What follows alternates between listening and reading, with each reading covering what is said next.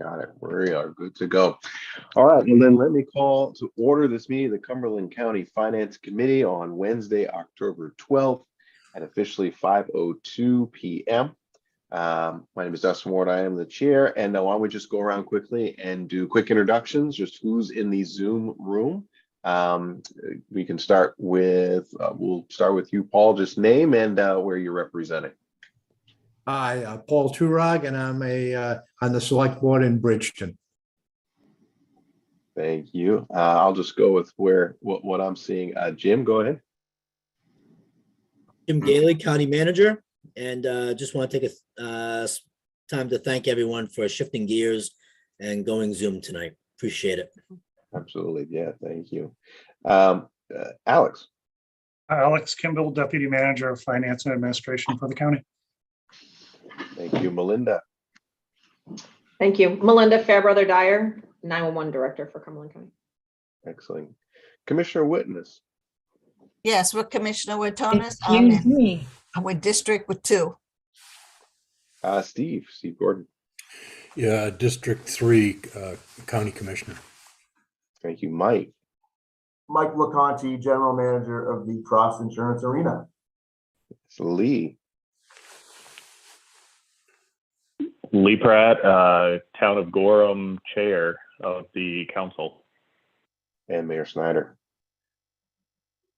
Hi, everybody. Kate Snyder, Mayor in Portland. And I've been having trouble with my internet connection all day. So I'm likely going to turn off my video, at least from time to time, because either you freeze up or I freeze up. And then Jim, I know Councilor Zarro would like to be here, but he's chairing a committee meeting tonight, so he can't be here.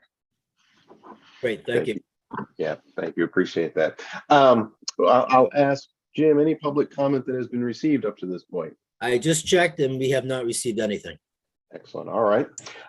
First item on the agenda, approval of the July 13th and September 21st, 2022 minutes. I'll take a quick motion to accept both. Did everybody have a chance to see and read those?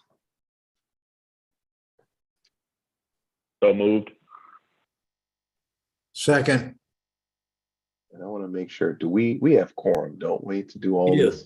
We do. Okay. Yeah. So motion made by Lee, seconded by Paul. Any discussion? All right, all those in favor will. I think we have to do a roll call vote. Yes, roll call vote. Paul, Yes. Lee, Yes. Mayor Snyder. Yes, and you can call me Kate. Okay, thank you, Kate. I think that's all our voting members, correct? Yourself. Oh, yes, myself. Yes, as well.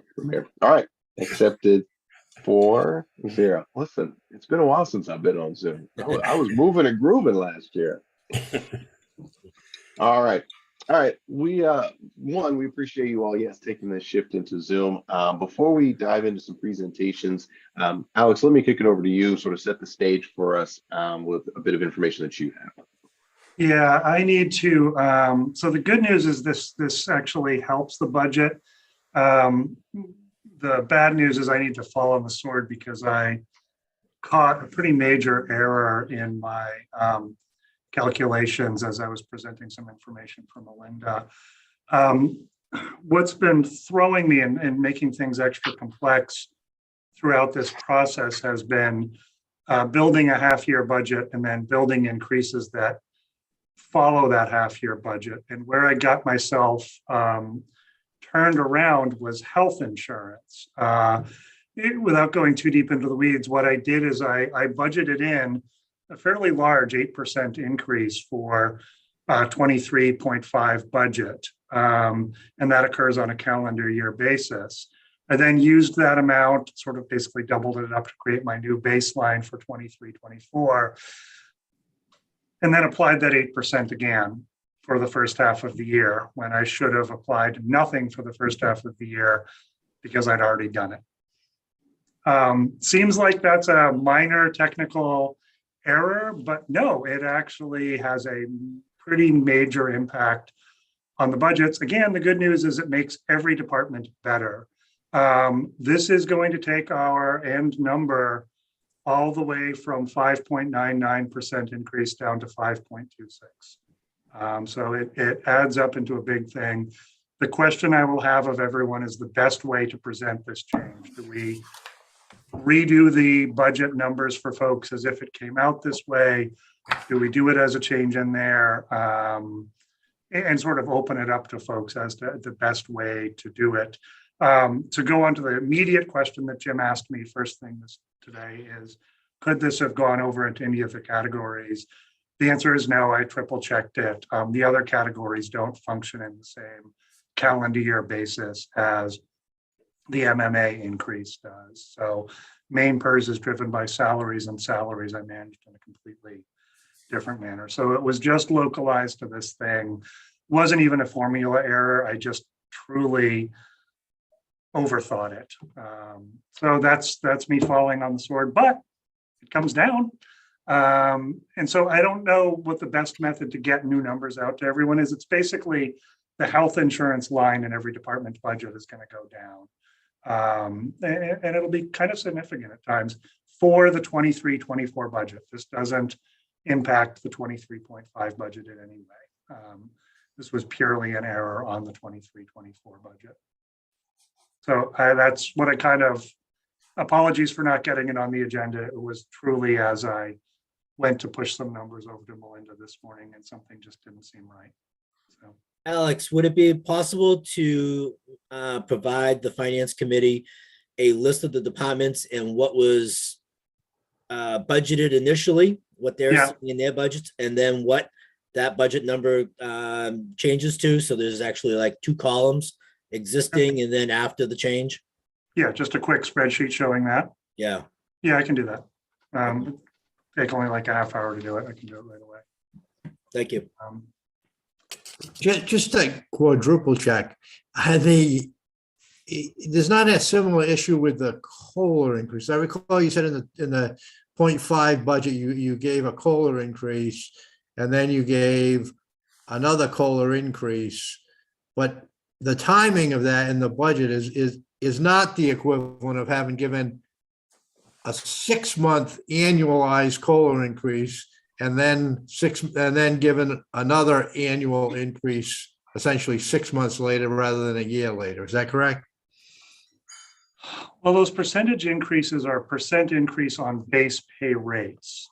So it's not so much what it would be over a full year. It's 2.3%, it's 2% on the base wages.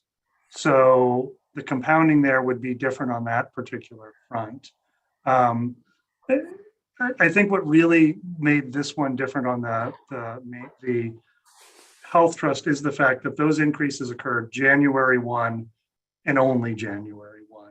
The fact that we now have a budget starting in July doesn't cause there's no additional increase that would occur there. But somehow I was thinking as if there was. So that's where I got overthinking it on that one. But no, I went back and forth with the other ones. And I got that one straight. Because it's definitely occurring at each period in time. I guess what I'm getting at is if I was making $1,000 and I got a 5% increase, so I went to $1,050 in the 6-month period, and then I was given would I be given another 5% increase in July 1? So I'd have a 5% increase and then another 5% increase occurring within 6 months of each other? Correct. And that's why the amounts for the 23.5 number are lower than they might otherwise be for that exact reason. That's why you're seeing the lower COLA amounts for the half-year budget for that reason. Because if we went as if it was a full year budget, yes, that would start to stack pretty significantly. But that's why you're seeing those smaller numbers for the half-year budget. Because given the rate of inflation, those increases, if that was a full year, we'd be falling pretty far behind. So that's, yes, that is being taken into effect. And that's why it's a smaller number. Appreciate the question. Any other questions from folks? And again, Alex, I want to say I appreciate you sort of bringing this to our attention and, falling on your sword. That's humble of you. I know that you'll be getting out other information, but if folks had questions, I wanted to at least offer the opportunity to just ask, given the new information. But any additional questions, Bob? Welcome.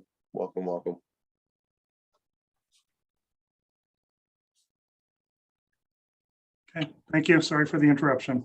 No problem at all. Appreciate it. We'll be on the lookout for the additional Excel for the numbers. All right, with that, and I thought it would just give us an opportunity though. So as we listen to presentations, just have that in the back of your mind.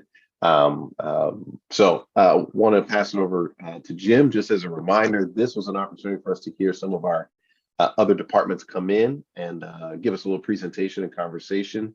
So we're delighted to have folks here to be able to do that. But Jim, I'll give it over to you to sort of introduce the two departments we have with us tonight.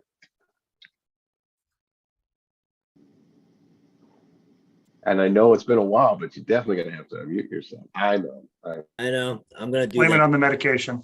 Yeah. Thank you. This evening, we have two presentations from departments. First up this evening is Communications 911. Melinda Fairbrother Dyer is here. Melinda has been with us at the county for a number of years, but director for probably now a year and a half, if I was to guess right. About this time, I think a year and a half ago, she joined us as the director. And she's doing a fantastic job up there. So I will step aside. I will share my screen and allow her to talk over some makeup of her department and answer any budget questions that the committee may have of her. Can everyone see my screen all right? Yep. Yes. Yes, okay. Yes.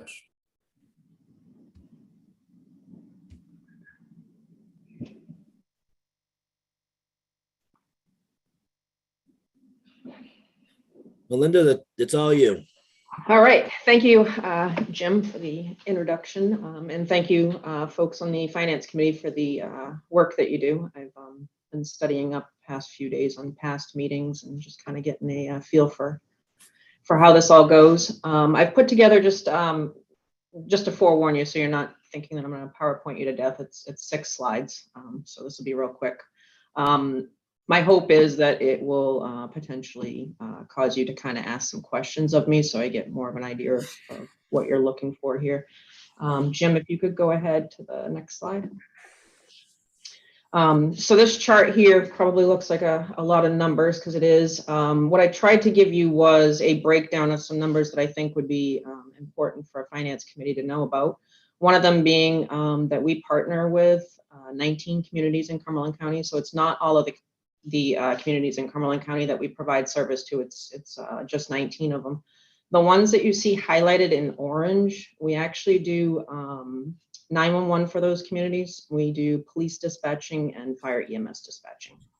The ones that are in black, we do fire EMS dispatching and 911 for them, but they are covered in their call volume, if you will, is going to be captured under the Cumberland County Sheriff's Office, which is down just under the town of Windham on this chart.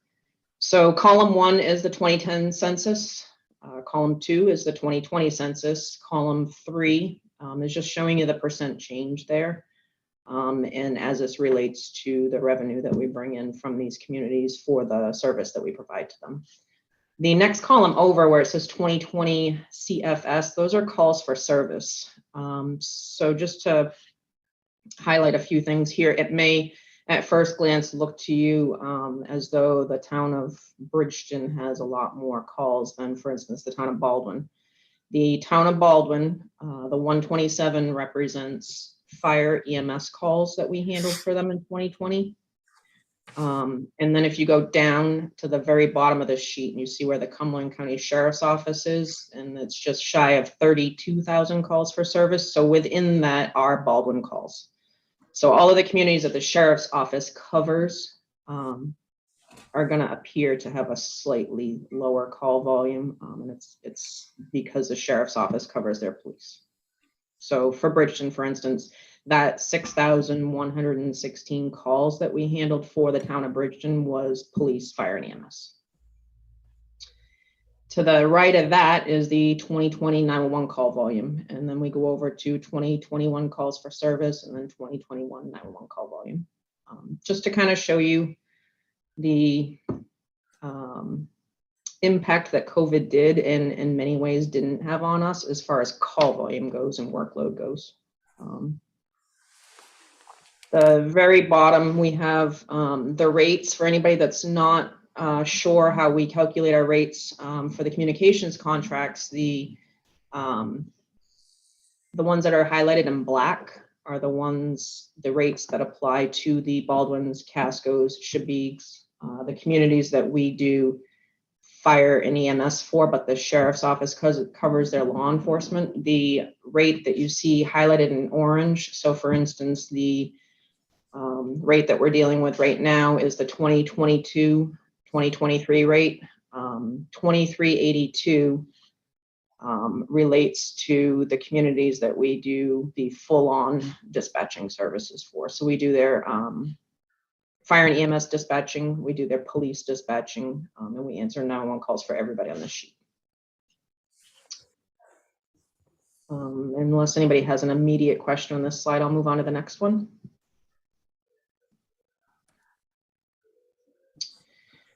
This is just a snapshot for you at 911 call volume in the state of Maine. This happens to be an old one. It's a 2021, but we don't see a huge change from year to year. I just want to draw your attention to where Cumberland County RCC sits, and that's down near the bottom of the list. So we're in the top 6 for call volume for the number of 911 calls that we answer statewide. 911 doesn't really know town limits and town borders. So when we look at call volume per PSAP, some of those calls aren't our calls. It just so happens that we answered them. And the same would apply to our neighboring PSAPs. So in York County, their call volume may actually include a few of our calls that they ended up having to transfer over to us. But this kind of gives us a general understanding of how many 911 calls come into each center. So if you do look at the Cumberland County RCC line, you'll see that we average about 95 calls per day is what we average in Cumberland County. Melissa, Yes, sir. I noticed that I hear your numbers here, but I look at Penobscot, but don't they include a number of other counties in their PSAP? Yes. These PSAPs, we are the greatest population for sure. All of these PSAPs cover different areas, but yes, Yeah, okay. Penobscot, for instance, covers much of the northern communities. Right. The footprint that they're covering is incredibly significantly greater than Cumberland County. And Cumberland County RCC is also, as we all know, the city of Portland lies within Cumberland County. So our Cumberland County numbers and Portland numbers, if you were to add all of the PSAPs in Cumberland County, that would probably give you a better view of what the entire county looks like. These are just the calls the Cumberland County RCC answers. Next slide, please. Just highlighting the expenditures. From 2020 to 2021, we saw a decrease of 1.42%. Currently in 2022, we're exactly where we were in the budget for 2021. But as we all know, there's a few months left. And the proposed budget for 2023-24 is up by about $600,000. Current staffing for the communications center. We're feeling like we are seeing the light at the end of the tunnel for anybody that knows how hard it's been this past year. But we currently have myself, the communications director. We have 1 communications deputy director, 6 shift supervisors, 16 line staff. We have 8 people that are in a training status, which when you look at percentages, it's a lot of people to be training at one time. It's something that I'm incredibly proud of our seasoned staff members for pulling this off, but they're doing a great job getting these 8 people trained. We have 2 people who actually left during COVID because our working conditions were tough to sustain for a lot of people. Those 2 employees have seen a lot of the shifting that we've done and have asked to come back. So they've rejoined us, one of them as recently as 2 days ago. That leaves us with 4 line staff vacancies and 1 shift supervisor vacancy. So as long as things keep trending in this direction, we're feeling really good about where we're at with our staffing.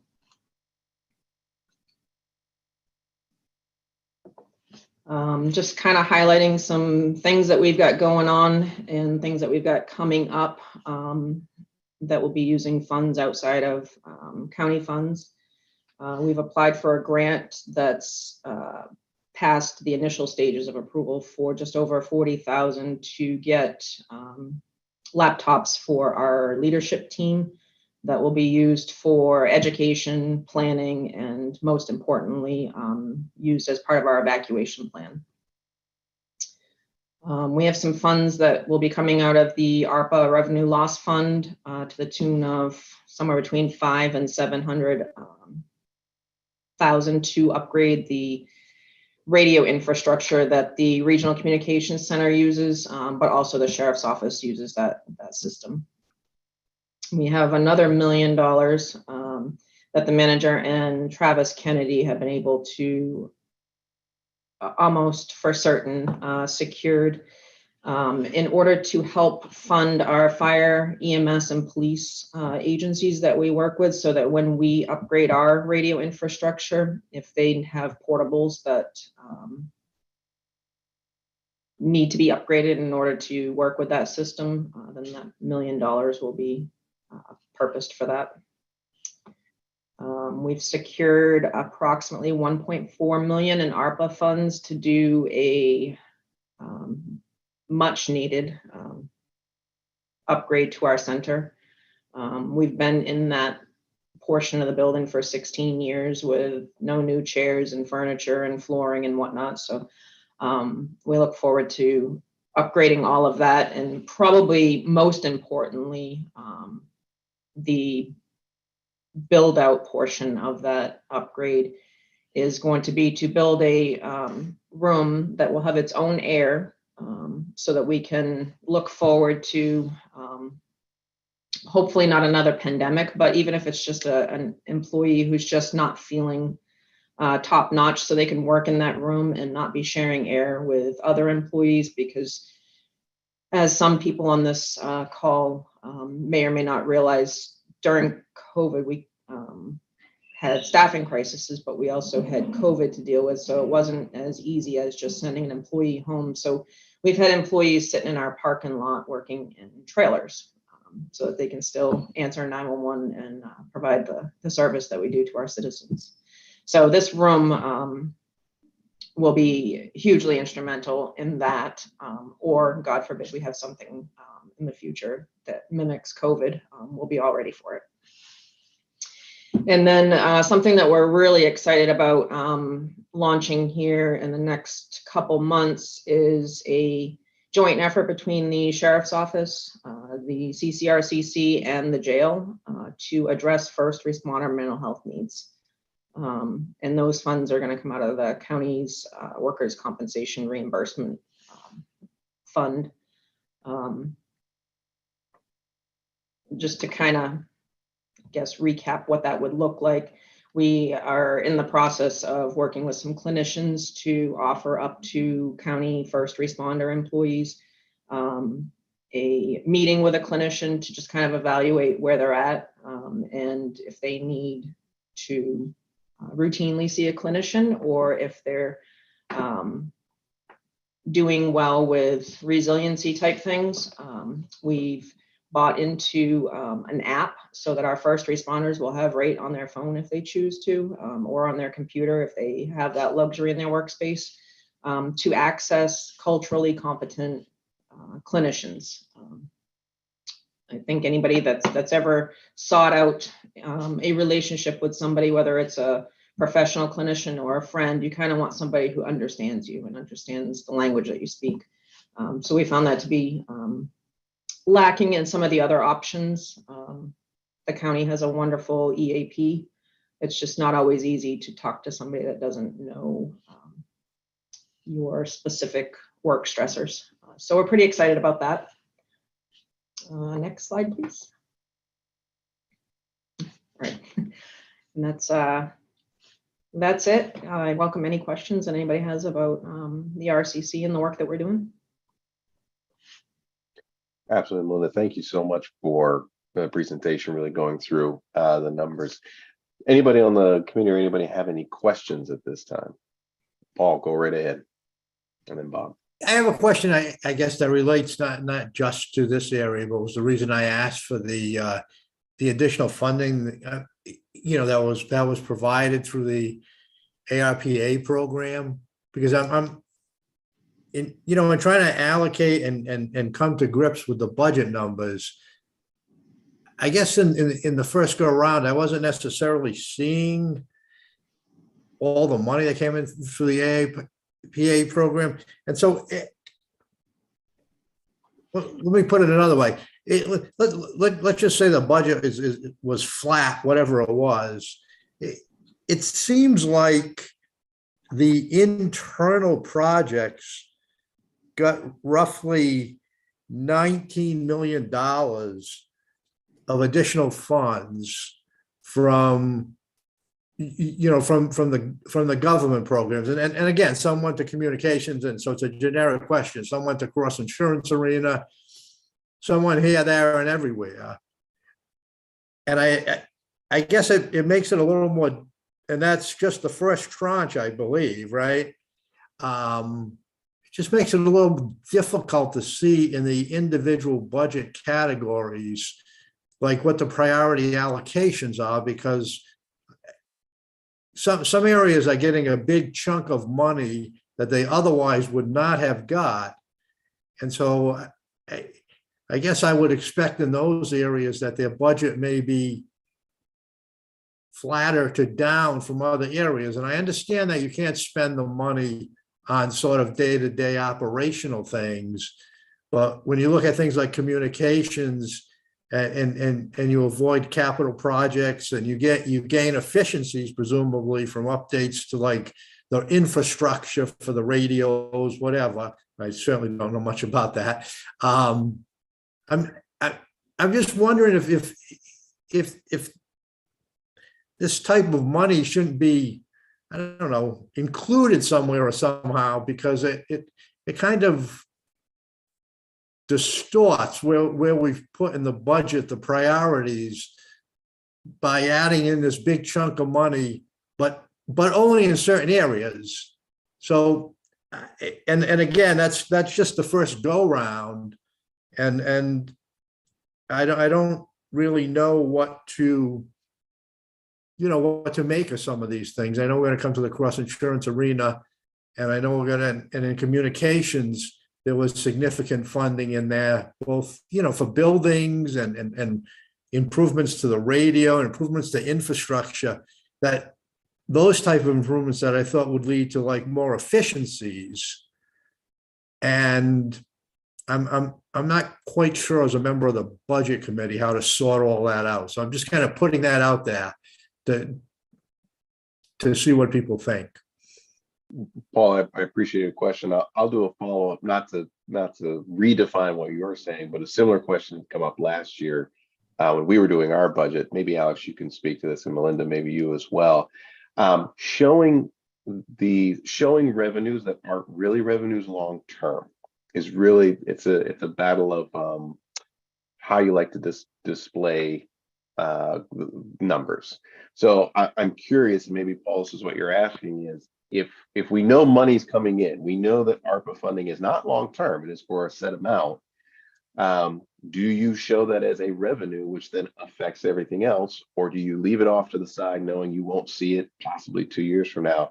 that's sort of a question that we batted around last year when it came to gifts such as this size. So Alice, if you would maybe give us a more polished answer, or Melinda speak to some specific numbers. Well, yeah, I mean, yes and no. What Paul's mentioning is this is tough. Yes, the ARPA guidelines definitely force us into spending in very specific areas. And some of those areas have overlap with things that might more closely be associated with county operations. Some do not. There's very specific language saying we cannot use the funds to offset taxes. That part we can't possibly stress enough. And then if it's going to go towards capital, that capital has to have some relationship to either COVID response or disadvantaged communities or public health. And they allow a fair amount of broadness on this, but only so far. So, with regard to, for example, the CCRC footprint, the need to give them better ventilation so they're not all catching COVID from each other is definitely right in there front and center. But then we can't, we've got a roof of the jail that needs replacing, but there's no good mechanism to justify that one. A lot of the things that are falling into this county category aren't necessarily things that we would have ordinarily put into budget or bonded otherwise, though. One of those big line items is that generator cross insurance arena. That's not for acts or anything like that. That's to turn the place into a hospital if so needed. Otherwise, no, that we would not have a generator, because who's going to go see the Globetrotter when the power's out, right? Like that's not what we're doing. I don't know if I've really answered the question though. We're ARPA committee and all of us are always struggling with each one of these allocations in that question of what's best for the community as a whole. Is this the best use of the ARPA dollars? Some of are straightforward. The very big one, which is that jail medical expansion, that's something we've desperately needed to do, but I don't know how we would have gotten it done. But it sure became obvious with COVID that, quite frankly, because it wasn't bigger, more people got sick. And that's a straightforward answer there on that one. I don't know. Am I answering this at all? I might be able to add just a little bit. Go ahead. For instance, the renovations at the communication center are 100% around COVID. The flooring is to give us something that's cleanable. The workstations that our employees are sitting at right now, we've had to get incredibly creative to keep them separated so that they don't cause each other to be close contacts. These new workstations keep them separated. So the next COVID-like thing that happens that requires separation, we're in there with that. The new room, I wouldn't imagine that we would have been asking for this room, except that it will have its own source of air, so that our employees that actually today, I have one sitting in our parking lot of our center dispatching because they have a cold. And whether it's proven to be COVID or not, we can't be sharing that with other employees because they would have to go through the same regimen of staying home and getting tested. And it's sort of a never-ending battle for us. This space will give us a nice space for somebody to work inside the building. No, I appreciate that insight. Bob, I'll go to you, and Paul, if we need to come back, if you're chewing on the answer, we'll definitely come back. Bob, I know you had a question as well. And definitely going to have to unmute. I know. There we go. All right. So I want to follow up first with where the conversation was going, and you talk about safe spaces for the employees. A number of communities at Cumberland had their own dispatch center, and so when you talk about putting a trailer out in the yard, immediately the red flags come up to me, and I say, well, wait a second, are we using available facilities? Because you have a number of other communities that have the ability to dispatch, and so I'm wondering why we're not utilizing those types of facilities rather than parking a trailer out in the parking lot because I think we might be able to, if we spread the risk, if you will, or we spread the assets, as you will, it might work better. So I throw that out to you, and I'd like a comment.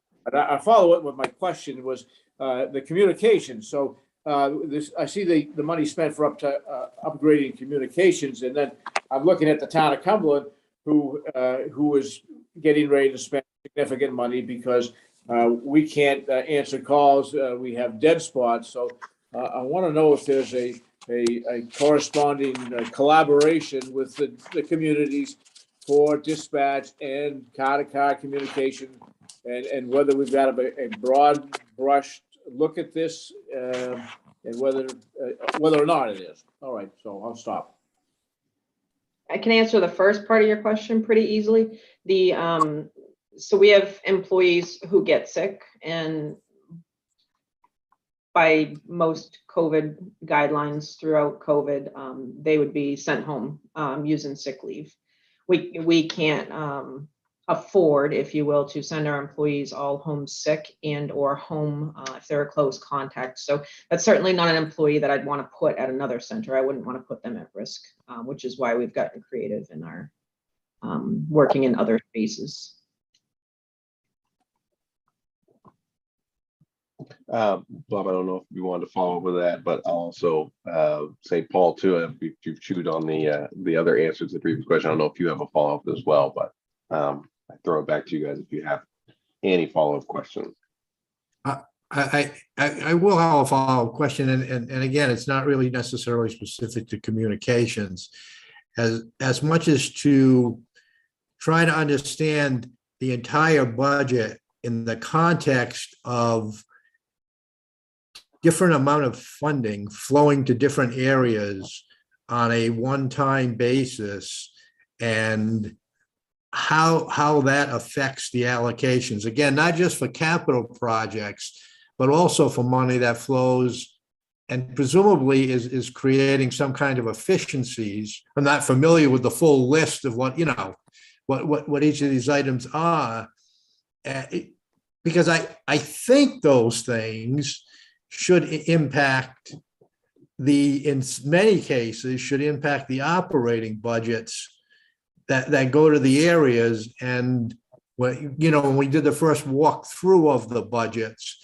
it seemed like all the departments were sort of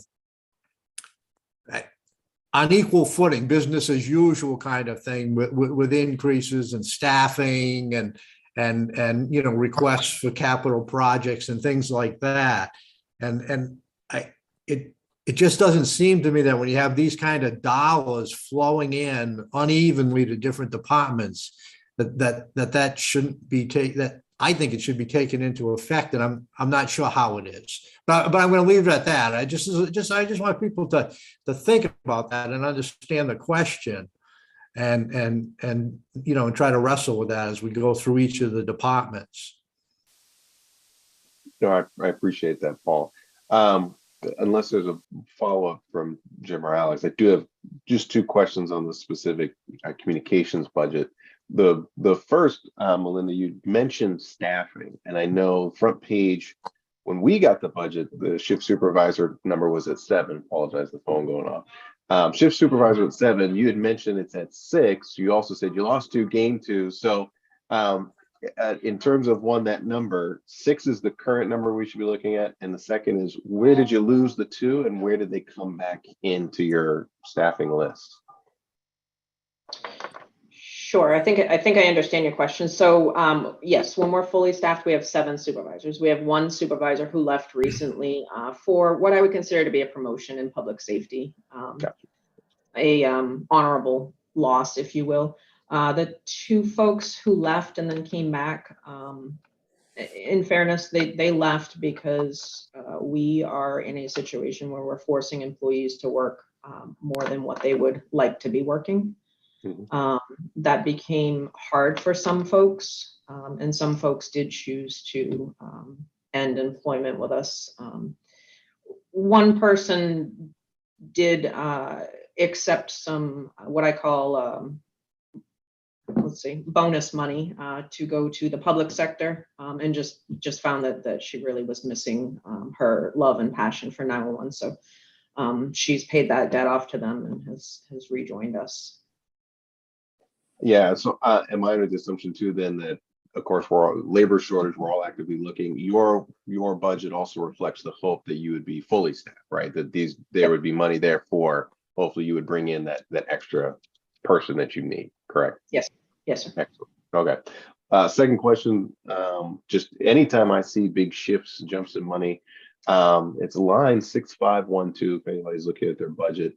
I circled it. The request was 52,000 for training, education, seminars, then was knocked to 38. Anytime there's a big jump, I've always got to wonder, there's got to be a reason. So why the big ask and then why the big drop? Yeah, go ahead. I'll jump in on that one too, if you'd like. Yeah, So either you one. The request of 52 was essentially them, if everybody was fully there and fully able to attend every single seminar and everything went perfectly, it could conceivably get up to that 52,000. But what we'd been seeing is life would tend to intervene and they would not get to that number. So we picked a number that was running closer to averages, not the extremely low averages that were occurring in the midst of COVID when, nobody's training budgets was getting fully spent. So it wasn't saying, don't send people that need to send. It's us saying, if you do everything, you're still not going to spend that much because life's going to intervene. And so that's the conversation we had with her on that particular one, which is why we lowered it down. Nice. Okay. No, I appreciate that. Other questions that folks have, either of this budget or anything in general, but additional questions?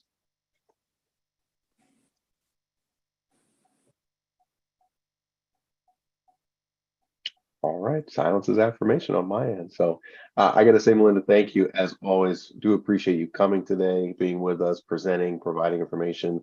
If for any reason we have follow-up questions, I'm sure we can find a way to reach back out to you. But continue to do the good work you're doing, and just thank you for being here with us. Jim, I don't know if you have any other parting words, but I'll hand it to you to navigate and shift. I appreciate that. Melinda, thank you for your time this evening. You can join us for the next umpteen hours, or you can head on home. So I'll let it be your choice.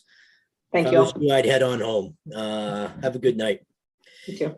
Next up is Mike Laconte, the general manager of the Cross Insurance Arena. The committee will remember that back in July when we all met, Mike was one of the presentators at that meeting. Mike went over the year-end budget at that time and what the proposed budget was to be starting July 1st. Mike is currently in the first 3 months of his 22-23 budget right now. And I think it's an interesting conversation around Mike's budget, because I think back in July or July when we met, we looked back at the 21-22 budget, and if you all remember, there was a projected loss of $980,000. And the way the budget is put together at the Cross Insurance Arena is much different than how a budget for a local government is put together. And I think Mike showed you back in July that $980,000 evaporated, and we actually finished the year on the good side of $36,000. So we made quite a bit, and Mike is on the same path this budget, continuing to put acts in the arena. And I'm going to stop here because I'm going to steal all of his presentation. So Mike, I will get your slides up here, and let's go to page 4, Jim, if you would, please. And hi, everybody. It's good to see everybody again.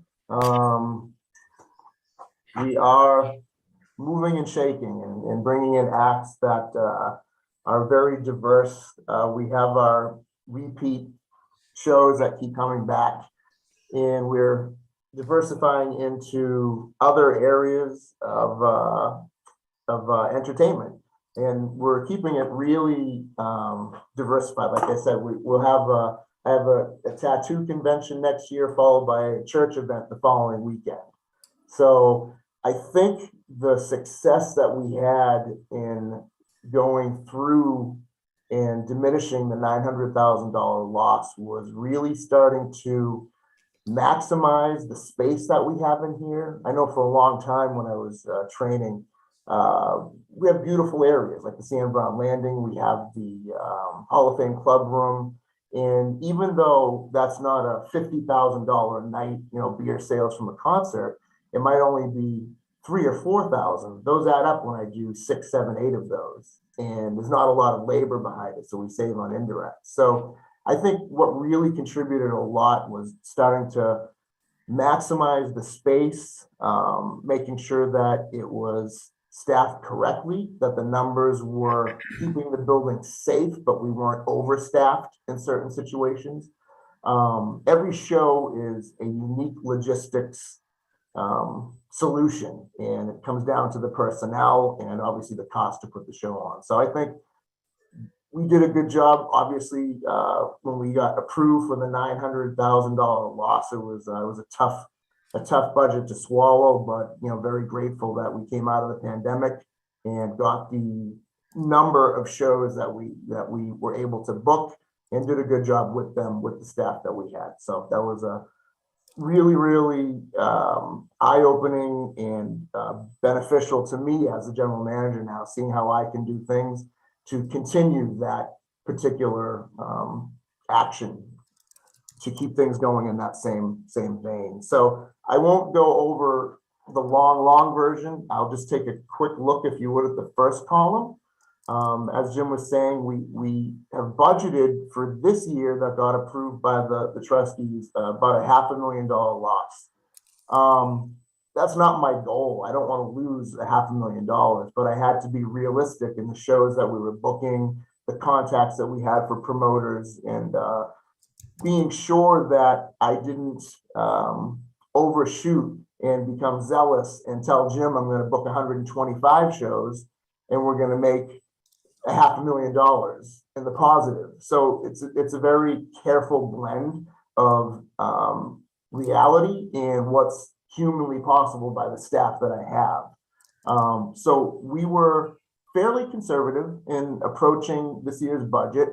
The swing from the previous year to this year is roughly $450,000. So it's definitely in the right direction. But like I said, I think everything that we learned through the pandemic, through staffing models, through union, logistics, IT, there's other avenues that we can explore. Now, there's a risk there. So I can take a risk on an event. It doesn't mean it's going to make money. So I have to be very careful in how we navigate these waters. And I'm very lucky to have a team around me here that is extremely knowledgeable. I rely on Jim a lot too. He's a great sounding board. And we work very well getting these accomplished together, these shows. So it's an interesting endeavor going into the new budget. So again, if you look at the bottom line, it's a $512,000 loss. In a nutshell, like I said, we're projecting about 100 events, which will get our event and direct income and revenues to about $450,000 for the next year. The revenue on top of that are ancillaries, such as commissions on concessions, novelties, other ancillary income. That will be an additional, the additional operating income put together with the ancillaries gets us to $1.4 million. Our total other income, which is our advertising, our naming rights, suites, things like that, is an additional $650,000, which puts us at a total of about $2.1 million on income. And again, with this projection, our indirects is about a $2.6 million cost on staffing, salaries, utilities, maintenance, which results in that bottom line of negative $512,000. So like I said, when I go into each calendar month and I try to book the events that we can, obviously I want to whittle away at it gradually. to finish the year strong like we did this past year. It was a huge task, and it was a lot of help involved in getting us there. And we succeeded at some level, and I'm trying to replicate that again for this year. So in a nutshell, I won't give you the 45-minute presentation. A lot of you have heard it already. That's what we're geared up to do. That's what we've already been doing this year. We've had some great hits, couple of misses, but we're still on track. So I'm hoping that we continue to build off that as the year progresses. Any questions on this page 4 of the handout? See, Paul. Yeah. Question. Yeah, go ahead. Yeah, just a few minor. I was just curious about the suite revenue and then later on the luxury suites. Yep. They're down some amounts from, and I can't help but look at the actual, and many times when you do budgets, people are a victim of their own success because they beat the budgeted amounts from the prior year, and I sort of put that behind me, and I try to look at what was actual and now what's budgeted for the new year. So you got to forgive me a little bit for that. But I'm curious why the suites and luxury suites would actually decline. Yep, good question. Thanks for the question. So some of the suites we had lost some through the pandemic, some sponsorship relationships that would contribute directly to a lot of those suite sales.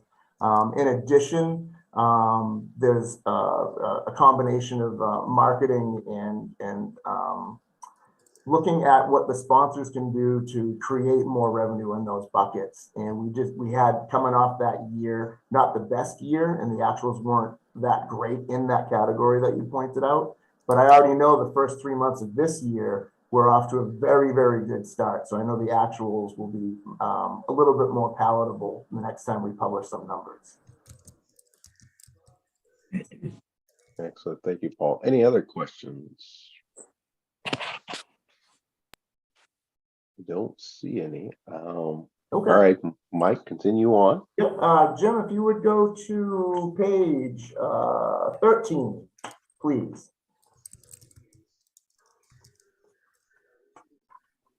Might have to shrink your screen a little bit.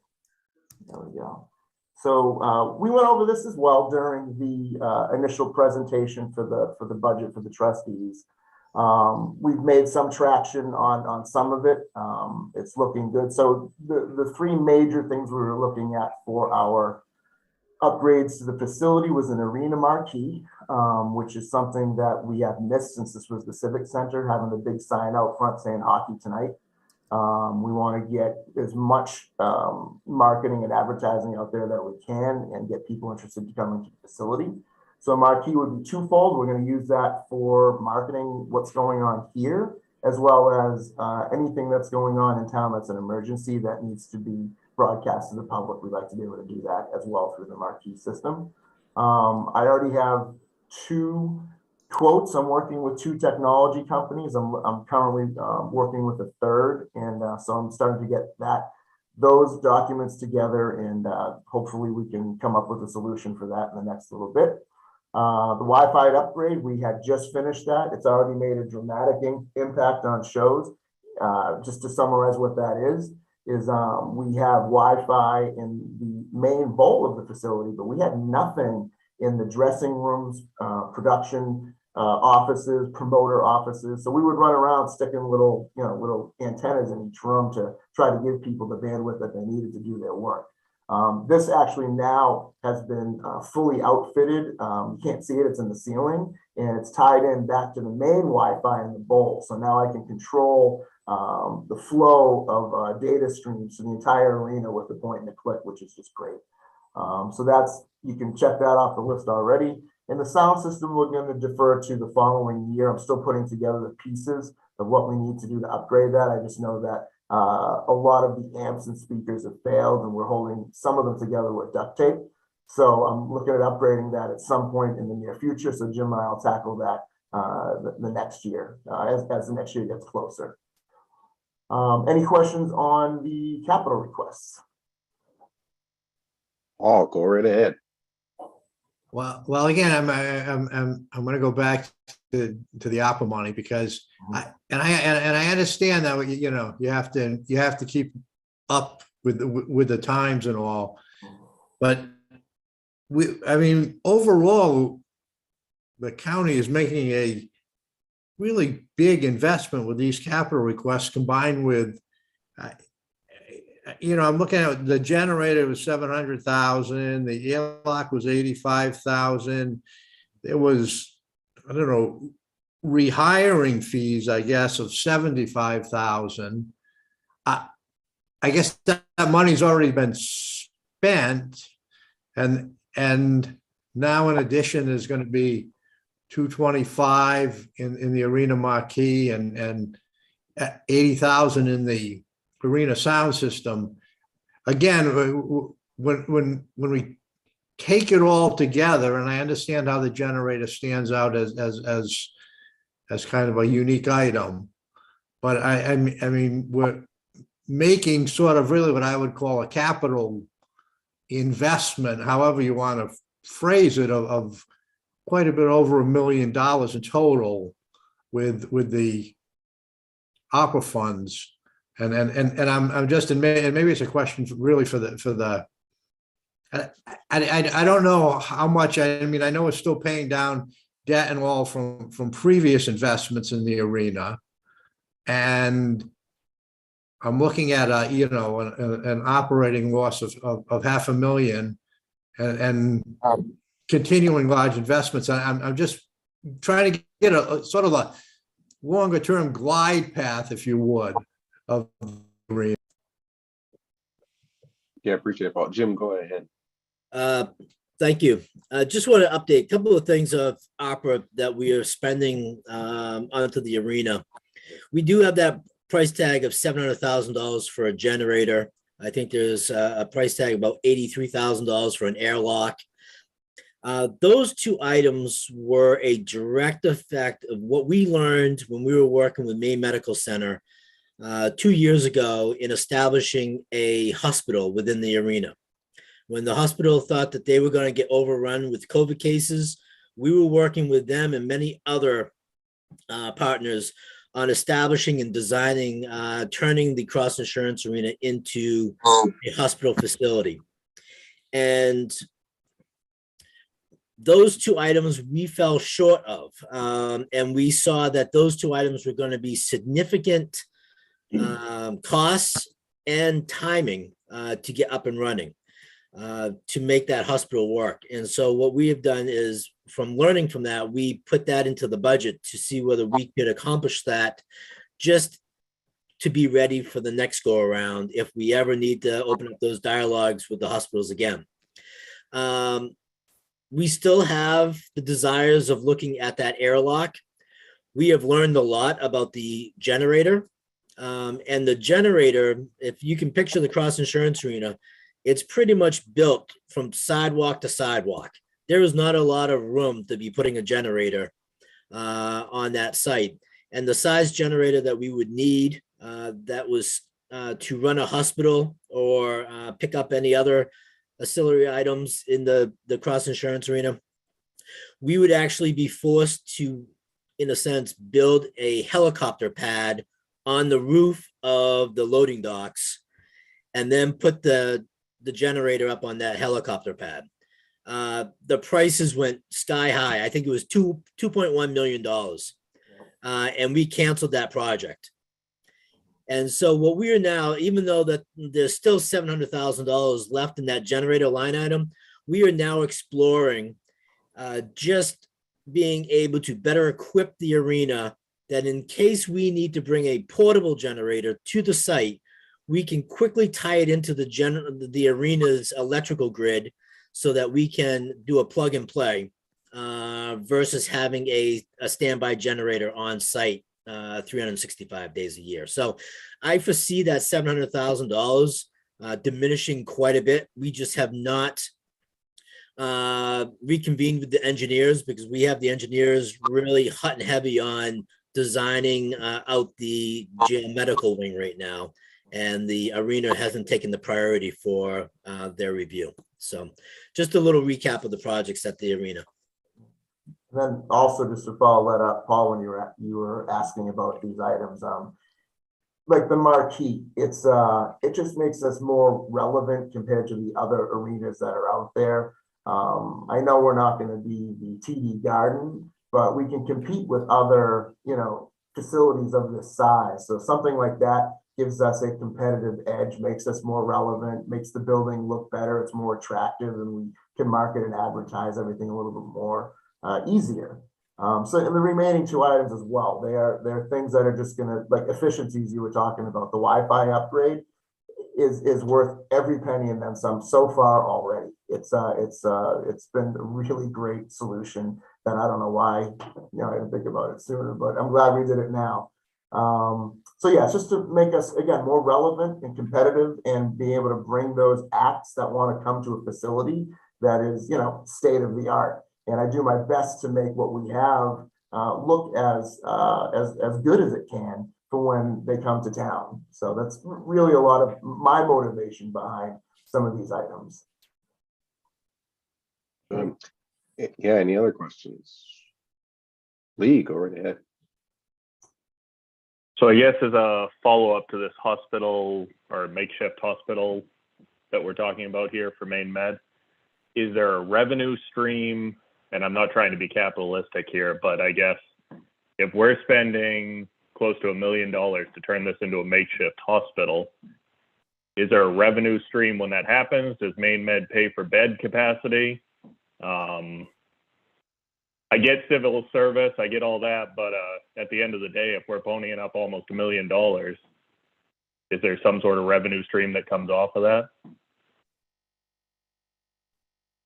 Hi, Jim. Yeah, Want to take that, or you want to go? it was through FEMA at the time, and it would have been a close working relationship that we would have had to have with FEMA to cover our costs on, in a sense, renting out and covering the utility costs for the arena. In turn, Maine Medical Center would have also had their own workings with FEMA to cover their costs by opening up that site. So it was all really FEMA derived at that time. Not to say if we were doing it again, where the funding stream would come from, but it was somewhat very narrow scoped 2 years ago when we were talking with FEMA, because it was actually FEMA and Maine Emergency Management that called me and asked for it to be opened up into a remote hospital location. So I guess just to follow up to that, so we do the generator, we do the airlock. God forbid COVID happen again or some other pandemic at this point. We've already converted it to the hospital side of it. FEMA would have some sort of reimbursement for that, we're thinking, or no? Or, I mean, I know I'm asking for a crystal ball here, Jim, basically, but, it just seems strange that you're talking about Maine Medical Center, who obviously is out for profit just like everybody else at this point, right? But if we're asking the taxpayers of Cumberland County, even if it's ARPA funding that could be used for something else, to pay for this, I guess I'm asking, how do we kind of get reimbursed, I guess is the question for it at the end of the day, if that is the case. Well, I would say that the ARPA funding, the eligible uses within the ARPA funding and the intent of the ARPA funding was to better prepare local governments for a pandemic or a major issue like we just went through for the last 2.5 years. And the ARPA funds were there to allow us to spend in certain areas to better prepare ourselves. And so I guess I don't see it as the federal government or someone would have to reimburse us, because the federal government has already given us that money to do the necessary repairs to better prepare ourselves for the next go around. Yeah, I mean, I can see it partially that way, but I can also see it reimbursing other areas as well that could be used too. I mean, that's all. I just see the hospital defense as that, and it's just a personal opinion, I guess, more than anything. But That's all. I've seen where ARPA funds can go, and you can get pretty creative with ARPA funds at the end of the day too, is really the key. I mean, I'm gonna point to one of my communities to the east of us that put Christmas lights up with ARPA funds basically because it got people outside, you know? So I'll leave it at that. It just, yeah, it is what it is. Thank you. I will differentiate what eligible uses that local governments, towns and cities can use their ARPA funds are a little different than what county can use. Especially a county that falls into the entitlement status under the federal government. So we weren't able to have the flexibility that some towns have had with their ARPA funds. Yeah, thank you. I appreciate that, Lee. A quick reminder, Jim, the things that do carry over, you have until 2026 still to use these funds, and they're somewhat committed. They're not all spent. You're just making sort of a commitment and a plan, or they're all committed for. What we're sort of looking at, because as Mike was talking, you know, he has some plans down the road. Is everything committed for, or basically you just have a plan and nothing's been spent? Just to clarify that. We have committed, I believe, 98% of our first tranche. The second tranche that we received back in June, we previously committed for 2 projects out of that second tranche. We committed $1.5 million for the Tedford homeless shelter up in Brunswick, and we committed $3 million for the Portland homeless shelter. So those are the 2 projects that we have committed out of the second tranche. I don't believe we have committed any other dollars out of that second tranche just yet. So that's what we're working through now. Gotcha. Okay. Yeah. There were 2 other smaller ones. There was the Tedford House planning study, and another one, and I knew this was in here somewhere, was the communications radio upgrade, which actually goes back to the discussion about radio interference. And that's part of a project to improve the radios really throughout the area, to work towards getting better technology in the hands a lot of these cruisers in a way that wouldn't otherwise. So that speaks to that dead zone problem a little bit. Yep. Thank you both. Any other questions before Mike continues on? I'm not seeing any. Mike, go right ahead. That's my part in a nutshell. We have one more page, the trustee budget for the upcoming year that Jim worked hard on to put together. And maybe, Jim, do you want to just give your 30,000 foot elevator explanation of how you came about? Yes. Thank you. Oop. I'm trying to shrink this thing and I can't see where I can shrink it. Anyways, I'll move. Oop, let's do this. There we go. There you go. Nice. I'm learning. It's only been 2 years. So this is a budget that continues to be put together after the county took over the cross insurance arena in 2017. And this is what we call the trustees budget. And as you can see, many of the lines are no longer funded because we have seen cost efficiencies by the facility moving in as a department of the county. However, there are a couple of line items that we still keep off to the side, and I'll just go over those quickly. We still have professional services out there being funded at $10,000. That's any, maybe it's a legal firm that we need to bring in to help address an issue that we got going, or a small consulting contract for the arena. We have board meetings at $1,400. The board meets approximately 6 or 8 times a year, if not more. We have the management incentive fee at $95,000. That's per contract. The contract spells out certain benchmarks within the contract that, if met, there's an incentive fee that is paid to the management company that's overseeing the internal day-to-day operations of the cross insurance arena. And then lastly, it's a combined number of $90,000, and that's for our insurance through Cross Insurance. So this year we're proposing $196,000. That's up slightly from the previous 2 years, because the previous 2 years things were a little less in the incentive fee side of things, largely based on the fact that we were in a COVID time and the arena was not open.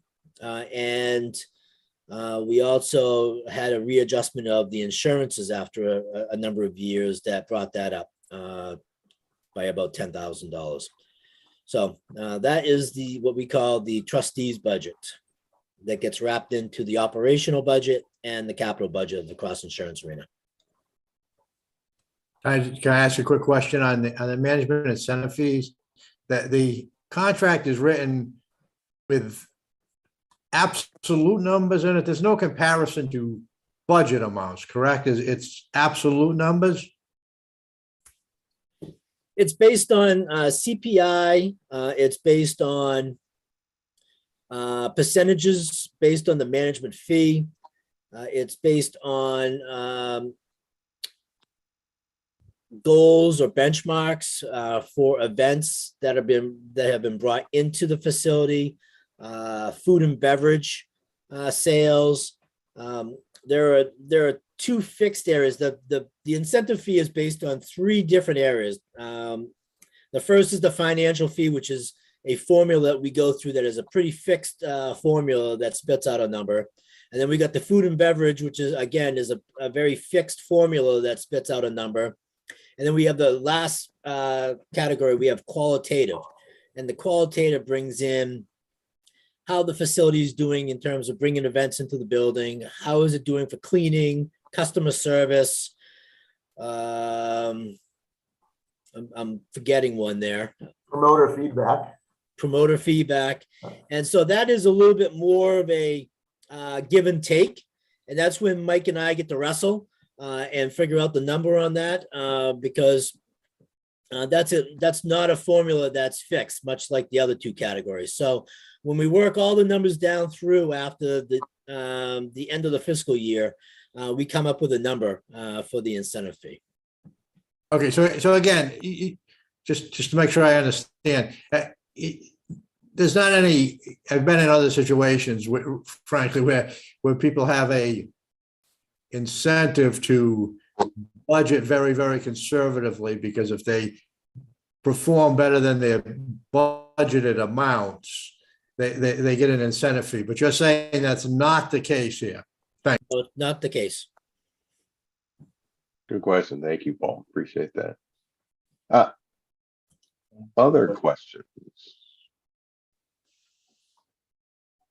Yeah, Paul. Yeah.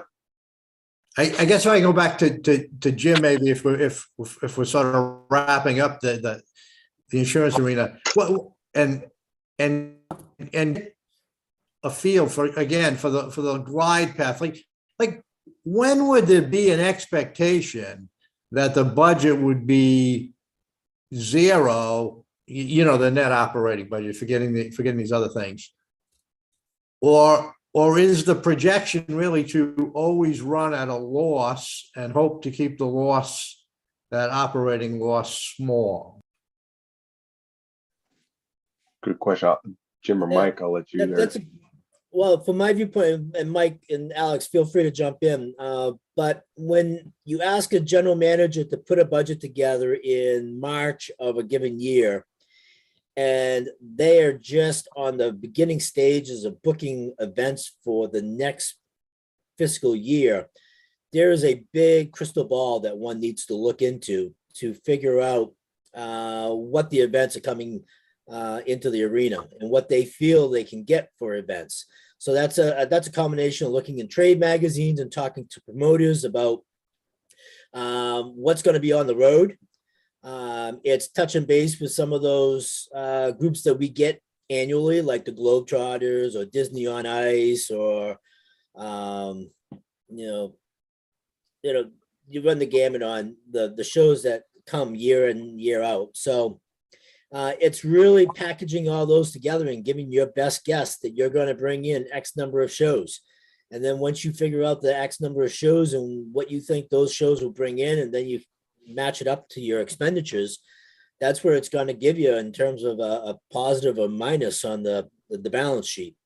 But I will tell you that, as much as Mike and I have conversations about getting acts in that building, Mike also has headquarters of his own company that he has to show that he's doing a good job in getting acts in the building. So, as much as one might not like coming in with a $500,000 loss in the budget in March or April of a given year, there's a lot of incentive for that general manager and his staff to get as many acts in that building as possible.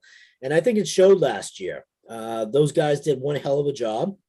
And I will say in my conversations with Mike thus far, he's got a lot of acts already booked, and he's got a lot of irons in the fire, and just weeks away from more bookings, we're hoping. So, there's a lot of incentive there to really reduce that loss that crystal ball holds well in advance of when your budget year even starts. Appreciate that, Jim. And let me ask a clarifying question, make sure I understand the time frame. So what we're seeing with 100 shows basically carries us from the end of this year into June of 2023, correct? That 100 is that overlap. So right now, Mike, you're still looking at basically July 1st of 23 to the end of 23. I know, given that we're going into sort of a calendar year, you're still looking at that section. And then will we then start looking at shows on a January to December basis? Or like, how does our shift into what we're doing with our budget calendar year affect, Mike, what you're doing in terms of shows? Does that question make sense, or am I missing what the budget is reflecting to me?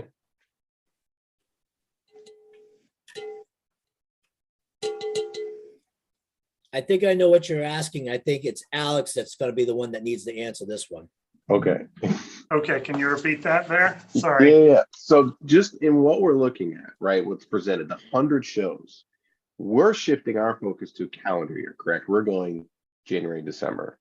That's what we've been trying to make a shift at, correct? Or we've been shifting our budget focus calendar wise, correct? We're shifting from calendar to fiscal. To fiscal. Okay. So the 100 show, that's what I'm trying to figure out. The 100 shows is going from now until June of 2023, correct? Correct. Yes. But we don't know what June of 2023 to the end of 2023 is. Basically, again, the next set of shows, when we come around to March of 2023, that budget's shows half the end of one year and into the next, correct? That's how that cycle, that processing of booking shows goes. No, the cross insurance arena will not change its budget cycle, will change to match them. So they'll keep on going with a July to June budget cycle. Right. So they're not changing, the jail isn't changing. We're catching up to those two ones. Gotcha. Okay. Yes. And a big part of that ties back to the jail by state statute, we can't change it back to calendar. So we're stuck there. Mm-hmm. And then B, for the cross insurance arena, particularly because of hockey and the presence of hockey and the fact that it tends to get most of its acts in the wintertime and not do nearly as much in the summertime. It's sort of like a school in that sense, where it being on a fiscal year basis makes a lot more sense than a calendar year basis. Gotcha. Okay. So I think I got to it there. Yes. I just wanted to clarify that in my head, but that's helpful. Yes, I got it. Yeah. I mean, in cross insurance, it definitely makes sense for them to be on the budget cycle they are. Yeah. To segue into sort of the bigger question that Paul was asking about it, this is a tough time for arenas because they're having to adapt to a new paradigm where just holding a big old concert isn't necessarily automatically going to bring in a ton of people, and having a hockey league isn't automatically going to bring, a mostly full arena. A lot more creativity needs to get into there. and things that we might not necessarily think of as traditional acts, which is what I think Mike is getting at, are going to be where this place is going to have to go to make it work, because the world that existed when this thing was built is long gone. And I always make this joke, like, Grateful Dead aren't coming back. That's not going to happen. You're not going to fill it for a week full of deadheads that are clamoring to get into that arena. Like, so where are we going to go next from there? And that is where it's also been interesting to watch Mike and his predecessor who have done as good a job as human beings can do on this. But it's still a struggle, because there's still that move to the next thing, whatever that may be. I am dying to see where this all lands myself. Absolutely. Committee members, any last questions for Mike and team? Mike, any last final parting remarks that you'd like to provide? No, I appreciate Alex's summary. It's true. Like, we're getting super creative. Keep your eye on our website. We're going to be booking some stuff that the arena's never done before, and not like patting myself on the back. And hopefully it's successful, right? So we're going down that alley, and we're going to have, again, all our traditional shows coming through, but we're going to get pretty creative on the other side, and see if we can, decrease that $500,000 loss and maybe make a little profit like last year. So that's the goal. Good. Well, Mike, thank you so much for providing us that scope. Again, you've been back in the same year, so you've done double work. So we appreciate it. Absolutely. Jim, I'll hand it over to you to any last words or items that you have for Mike. Oh, all set. Thanks, Mike. Appreciate your time today. All right. Say hi to your dad. I will. Mike, dad coming up from Florida. Yep. Appreciate it. You guys have a good night, and thank you.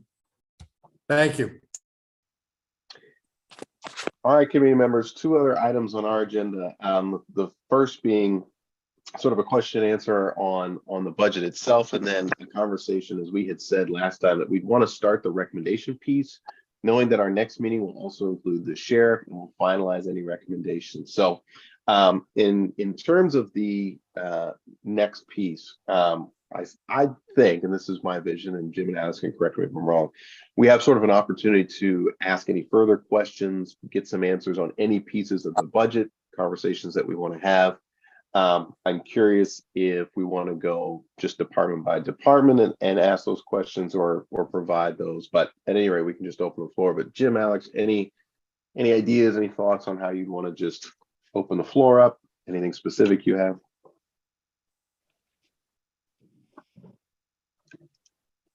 I really don't. I think we've touched upon some of the larger budgets, with the sheriff's office being in November. That would really bring the largest budget to the forefront. I think Alex and I are here to answer any questions. There's really, like I opened up last meeting, there's really not a lot going on in these budgets. There's a lot going on because it's a transition year for us, but overall, there's not a lot going on that has any meat for discussion. But by all means, we're here for any questions that you may have on the any one line item or the methodology of how we put these budgets together. Excellent. Well, thank you. So, yeah, committee members, feel free. Is there any questions, things that you want to hash out right now?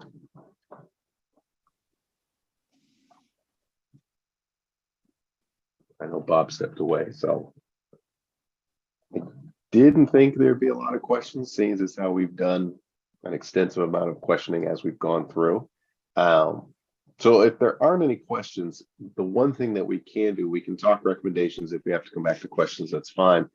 From our last meeting, I did start to write down some of those recommendations and thought it would be worthwhile to at least build upon those, so that when we come to November, all we're doing is really finalizing, given the way our schedule has been.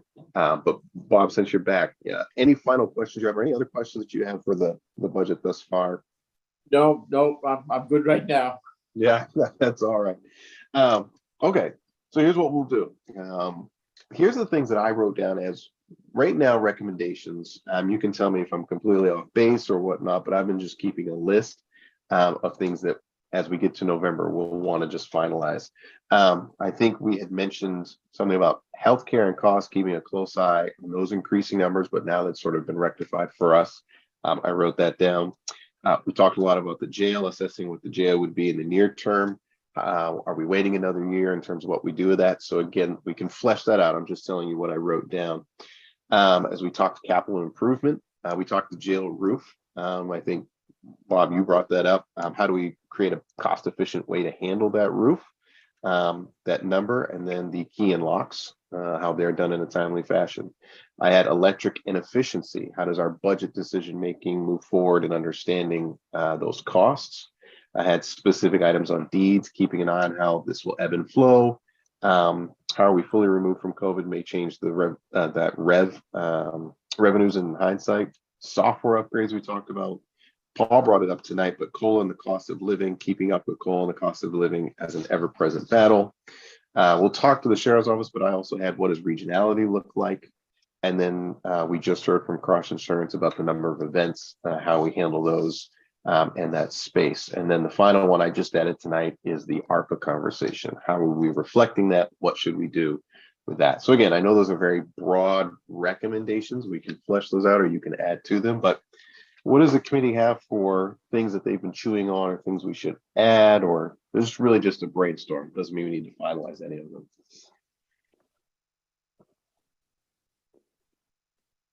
Thoughts, questions, comments? I can jump in on a few of the things you mentioned. Yeah. Deeds, I can get us revenues through October. I believe when we last spoke, I had revenues through August, or I can't remember if I had September in. September, same thing is occurring now where the number of transactions has definitely gone way, way, way down.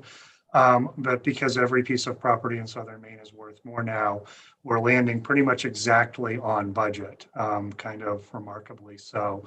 So we're going to see some positives for 2022, just sort of running off of the fumes of the first half of the year, but nothing that would cause us to deviate too much one way or the other.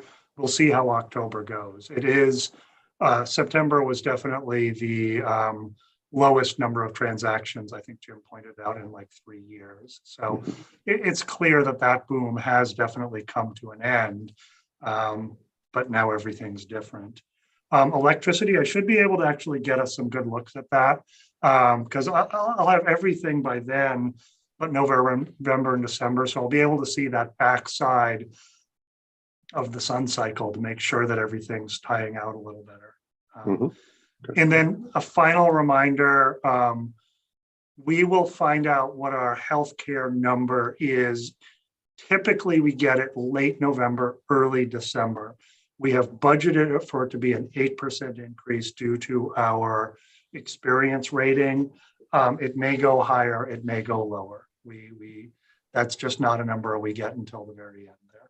Alex, we might be able to get that number earlier because I have a meeting with the Health Trust.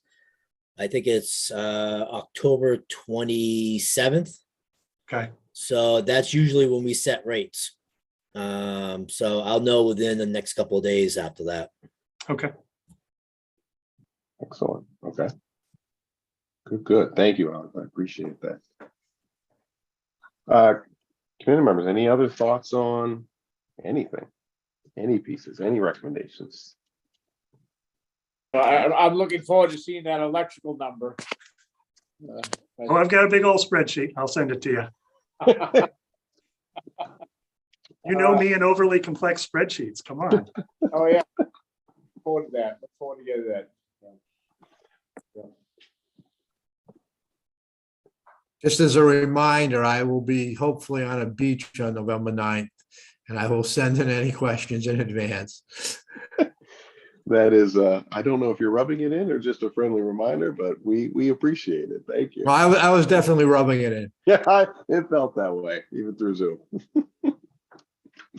But yeah, Paul, I appreciate that. We thank you for what you provided. And yeah, if you have anything to add, definitely send it at any point in time before you leave. But we want you to feel rested before you leave. So no need to stress yourself out.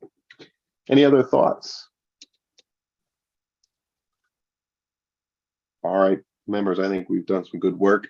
This list that I have, I can just re-edit. I'll give it to both Jim and Alex just so that they have it and we can send it out, just so we'll have it coming into the November 9th meeting. Before we adjourn, any other, the meeting, November 9th, are we still on for 4 p.m.? Is that correct? Is that time what we had established, or is it 5? I know, Alex, you're looking at me like, uh-oh, what did I get wrong? So that's why I want to confirm. Was it 4 or 5? We had talked originally going an hour earlier, and I think that meeting was actually supposed to be via Zoom. This one was supposed to be in person, but I blew that for us all.